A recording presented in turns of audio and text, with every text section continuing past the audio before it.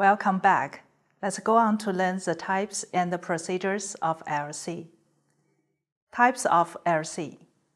According to the needs of international payment and the settlement, different types of letter of credit have emerged in international trade practice. The classification criteria are different, and the types of letters of credit are also different. 1. Documentary letter of credit and a clean letter of credit. A documentary LC is negotiable by a documentary draft, which is accompanied by shipping documents, such as a bill of lading, which is a document of title to the goods. Documentary credits are widely used in international trade, mainly adopted for the payment of import and export goods. When the letter of credit is negotiable by clean draft without any shipping documents, it is called a clean letter of credit. It is seldom used in doing business.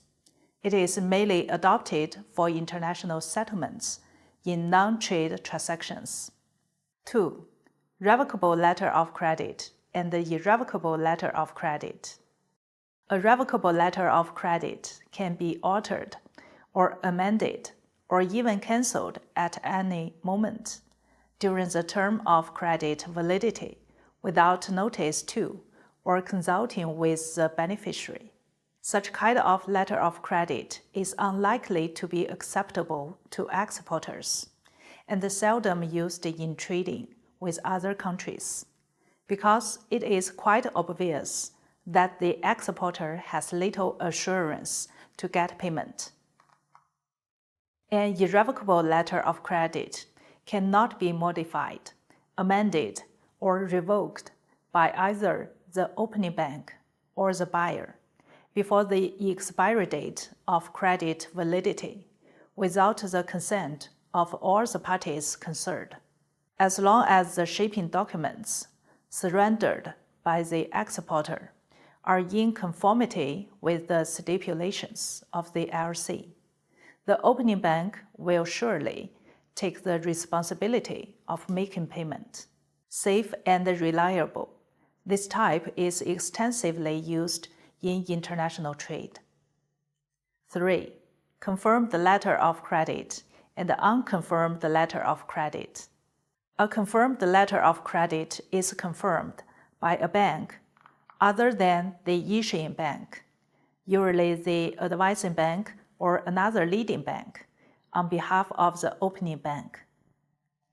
An unconfirmed letter of credit is one that is advised by the advising bank, that is unwilling to take the responsibility for the documents, and merely notifies the beneficiary that the credit has been opened.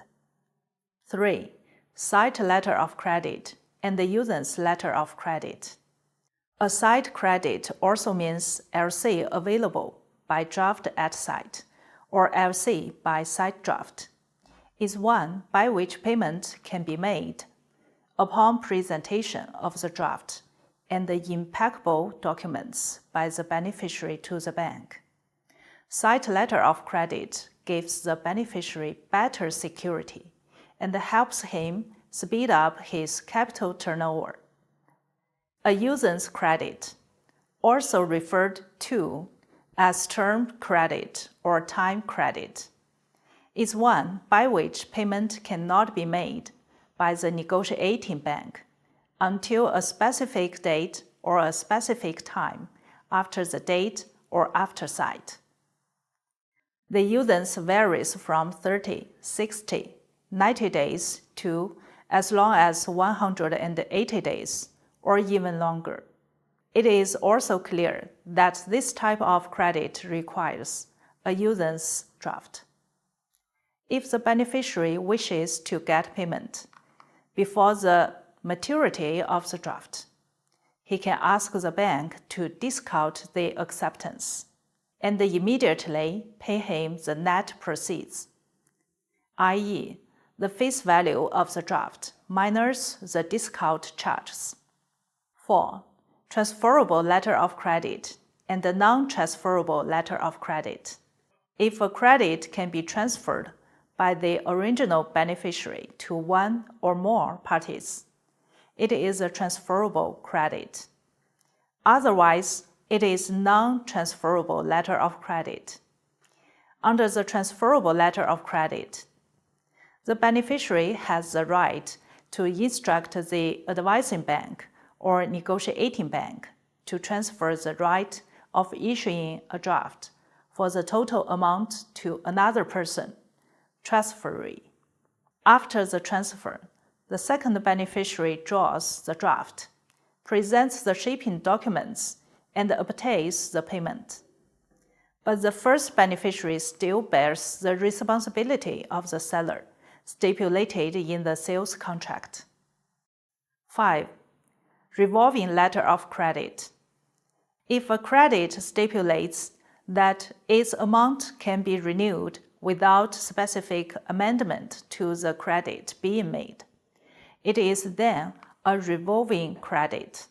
It is particularly useful when the contract is concluded on long-term and allows partial shipments, or deals in a specific quantity of goods each month, or any particular period of time without interruption. This type of LC can be used again and again under the same terms and without the insurance of another LC, until the stipulated times of use or the stipulated total amount have been reached. 6. Back-to-back letter of credit. Back-to-back credits are used in circumstances very similar to those of the transferable credit, where a middleman may be involved in the transaction. The difference is that back-to-back credit involves the issuing of a completely new credit. In other words, two letters of credit are involved. One is in favor of the exporter, who is not the actual supplier of goods. The other is opened by the exporter in favor of the actual supplier. 7. Anticipatory letter of credit. An anticipatory LC, also known as red clause credit, is characterized by a special clause, which is traditionally printed in red ink, and authorizes the advising bank or confirming bank to make advances to the beneficiary before his presentation of documents required. It allows the exporter to obtain funds prior to the shipment, easing the pressure of running out of working capital. 8. Reciprocal letter of credit. A reciprocal credit is a counter credit, under which the opener of a first credit becomes the beneficiary of the second reciprocal credit, while the beneficiary of the first credit becomes the opener of the second reciprocal credit. Usually, the advising bank of the first credit is the opening bank of the second credit. Reciprocal credits are often used in barter transactions, trade of processing incoming materials, or compensation trade. 9. Standby letter of credit. A standby credit is a clean credit that guarantees the payment for a possible unfulfilled obligation on the part of the applicant.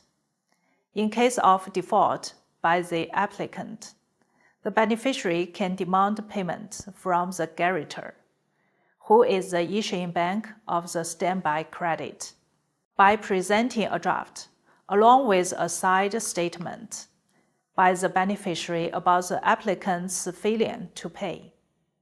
6. Procedure of LC.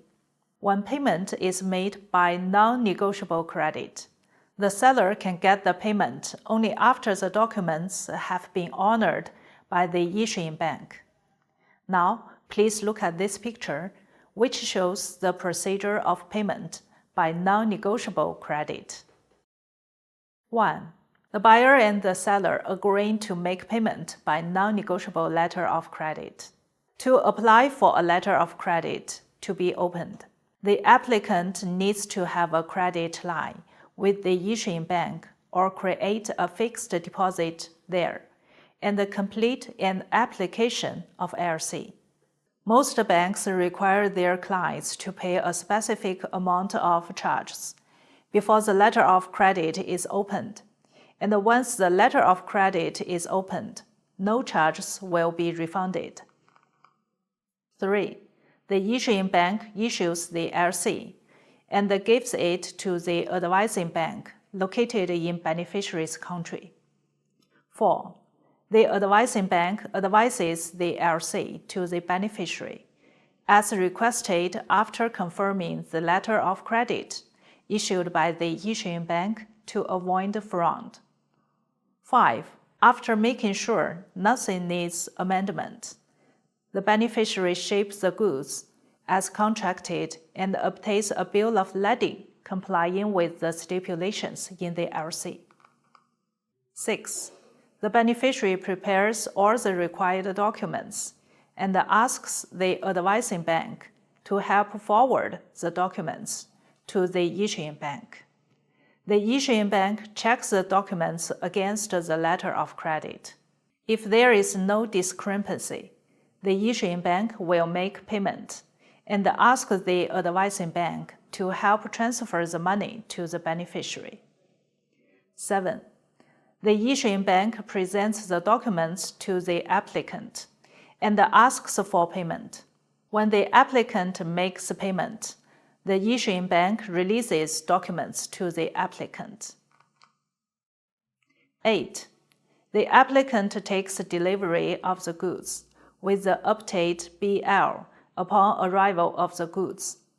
As you can see, the buyer and the seller completed the payment and the receipt of goods through the bank, reducing credit risk and the default risk.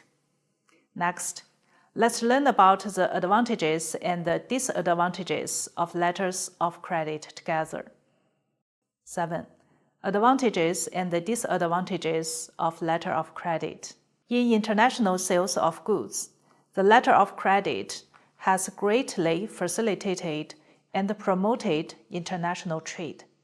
Under the mode of payment by LC, both the exporter and the importer are protected. The importer has the assurance that the goods will conform to the contract, and the exporter is assured that the goods will be paid for. The importer might be able to get better trade terms by using the LC. However, a letter of credit is not perfect, and it cannot provide absolute security for the contracting parties due to the risk that importers or exporters are likely to encounter. For the importer, he may suffer losses as a result of the documents presented by the seller, which do not truly represent the goods shipped since the opening bank makes a payment according to the submission of relevant documents, rather than the goods. Moreover, the letter of credit as a payment method is costlier than other methods of payment, such as remittance or collection, as the bank will charge its client for all the services it provides. For the sake of the exporter, the documents must comply with the terms and the conditions of the letter of credit for the opening bank to make the payment. So the documentary work is relatively complicated. The seller is exposed to the commercial risk on the opening bank, political risk on the opening bank's country, and the foreign exchange risk in case of using letter of credits. In addition, it is not absolutely avoidable that the bank may become insolvent or bankrupt, so the letter of credit may not be the most ideal method of payment for a particular transaction, and the contracting parties should make their best choice according to the specific conditions. Okay, that's all. See you next time.